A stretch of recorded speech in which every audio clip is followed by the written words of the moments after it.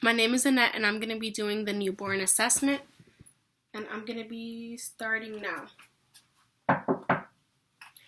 Hi, Mom. My name's Annette, and I'm going to be your student nurse for today. I'm going to be doing the newborn assessment. Is now a good time? She says yes. Perfect. First, I'm going to wash my hands, and then I'm going to unwrap the infant a little bit so I'm able to see the face and the chest. You want to do this when the infant is in a quiet state and they're just looking around, smacking their lips, but just not crying or doing anything. As I'm looking at the infant, I notice that there's a rise and fall of the chest like a seesaw motion, which is the way the infant normally breathes. I see no use of axillary muscles, no nasal flaring, no straining, and I hear no grunting. So this shows no respiratory distress. So I can proceed with this exam. Now I'm going to listen to the heart and the lungs with my stethoscope. I'm going to clean the stethoscope with alcohol. And then I'm going to warm it on the baby's blanket. I'm going to listen to the apical pulse, which is in the fourth intercostal space to the right, for 1 full minute. And the rate is 145 and regular. Now I'm going to listen to the breath sounds. There are 8 in the front.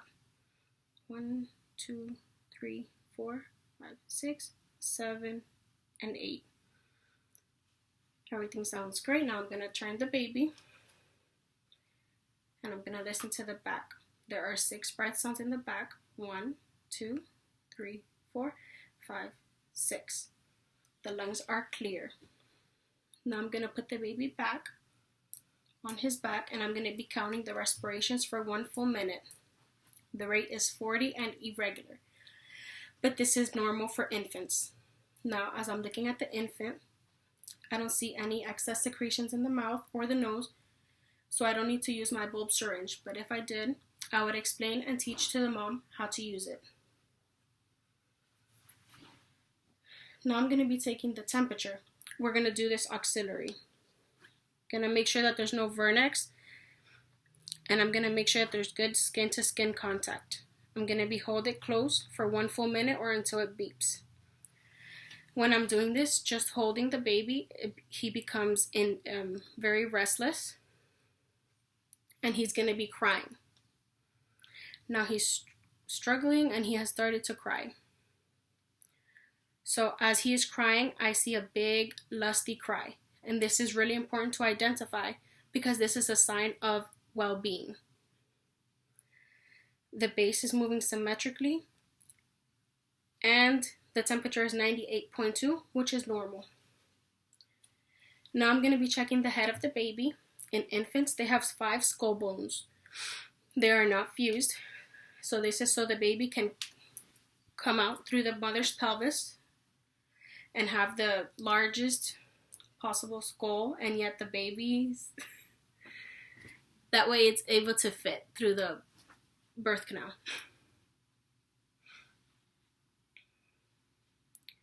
Now I'm going to feel so the bones are well approximated. I feel no gaps, and they're not overwritten. I'm feeling for the fontanelles. They are soft, not bulging, not sunken, so this is a normal finding.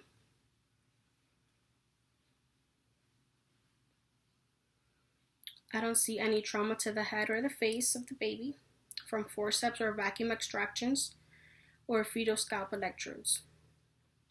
As I look at the face is symmetrical. There are 2 eyes, 2 nares, 1 mouth, and the face is moving symmetrically. And there is a nice, lusty cry. While I'm looking at the eyes and the pupils are equally round, reactive to light and accommodation. The conjunctiva is pink, and the sclera is white. Now looking at the ears are cartilaginous. There is good recoil, and there's no signs of malformations of the ears. Now I'm going to line up the pen light to the ear and the outer campus of the eye. So the top of the peanut lines up with the outer campus of the eye. If it was lower, this would indicate Down syndrome or other chromosomal abnormalities. The ears are normally set. Now I'm going to ask mom if it's okay for me to put a finger inside the baby's mouth in order to assess the sucking reflex. Mom says it's fine. So before I do that, I'm going to be testing the rooting reflex. As I stroke the cheek, the baby's going to turn the head towards the side that I'm stroking, and then I do it to the other side, and the baby turns the cheek to the side that I stroked. This is a positive rooting reflex.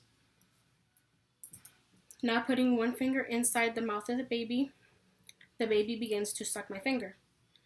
The palate seems to feel intact. I feel no cleft on the lip. As I close one nair, the infant continues to suck. As I close the other nair, he still continues to suck. This shows patent airway, and that both nairs are patent.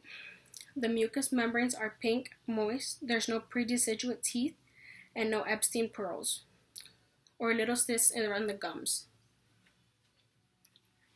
Now I'm removing my gloves, washing my hands.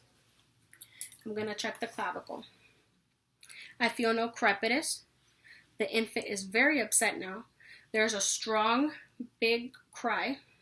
The infant is moving both arms symmetrically. As I feel the arms, I'm going to be feeling the brachial pulse. They're +2 equal bilateral. The skin on the arms are intact. Good for ethnicity. I see no birthmarks or abnormalities. I see 5 fingers on both hands, no extra digits, no web digits. When I put my finger in the palms of the infants, he curls the fingers around mine. This is a positive palmar reflex. As I go to the chest, I look at the thorax. The skin is dry, intact. I see no lesions, no injuries. I see 2 nipples. They are symmetrically placed. Now I'm going to check the cap refill by depressing the sternum with one finger and then releasing it. I see good cap refill. Now I'm going to check by hydration by pinching the side of the belly a little bit. And I see no tenting. The abdomen is round and normal appearance. Now I'm going to be listening to bowel sounds in all 4 quadrants.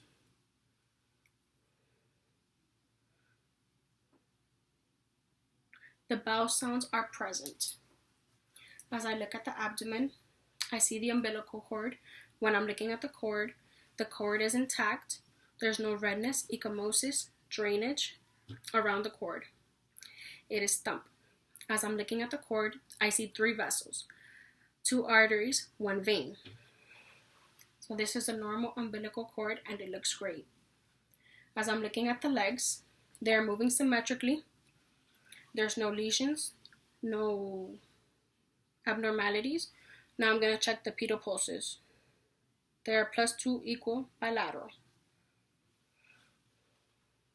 Looking at the foot, there are 5 toes and a nail on each toe. There's no extra digits and no webbing of the digits. I'm putting my fingers underneath the baby. The baby curls his feet around mine. This is also a positive palmar reflex. By checking the Babinski reflex, and he dorsal flexes his big toe and flares the rest of the toes. So this is a positive Babinski reflex.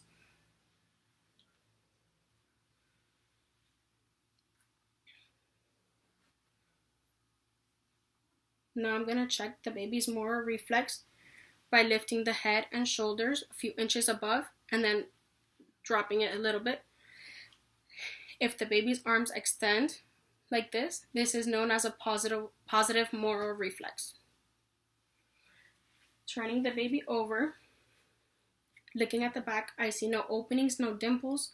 There are no lesions. The skin is dry, intact. Everything seems fine with the back. Turning the baby back over, I'm going to be checking inside the diaper. I'm going to put gloves.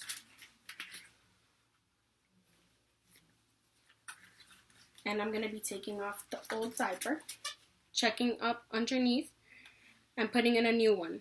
As I'm looking at the old diaper, I see meconium and a small amount of yellow pale urine. The mom tells me that she has been changing 6 to 8 wet diapers, and this is normal. This shows a normal intake and output of the baby. Looking at the genitals, I'm going to be checking the femoral. Now I'm going to be pressing the inguinal and checking for the testes on both sides.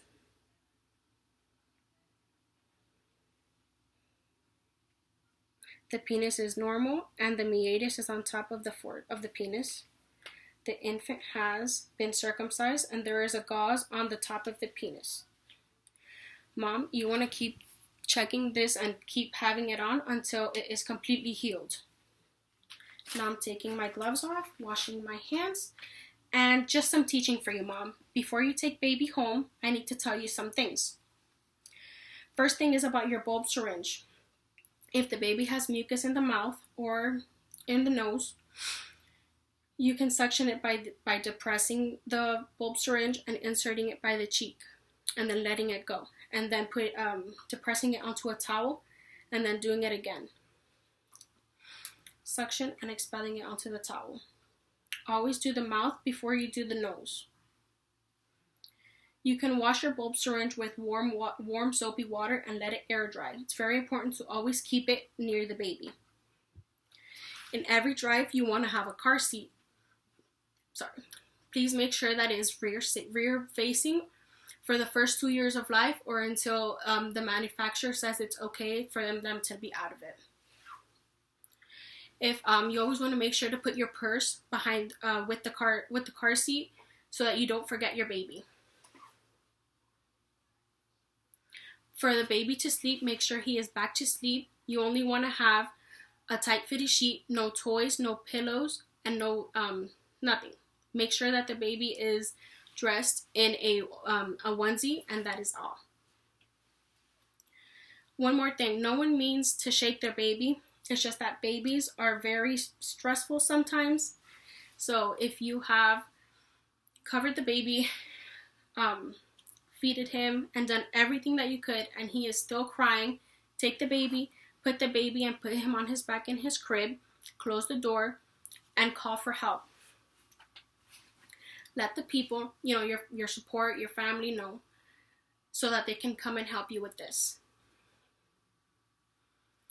Now you know what to do when, that happens. So you'll know when to take your baby back to see your pediatrician, but here are some signs. When the baby has a fever of 100.4 or greater, forceful vomiting, denies 2 feeds, 2 grain watery stools. And for you, Mom, this is when you should know when to call the doctor. When you have a fever of 100.4 or greater, having more than 2 pads an hour, having excessive abdominal pain, breast pain, or any type of bad pain, please call your obstetrical provider. Mom, is there any more questions for me? Okay, so I'm going to be putting the baby in his bassinet, and I'm going to be making sure your bed is at the lowest position. I'm going to make sure your side rails are up, give you the call light. I'm going to open the curtain, wash my hands, and if there's anything else you need from me, I'm going to be in the nurse's station charting, okay? Thank you.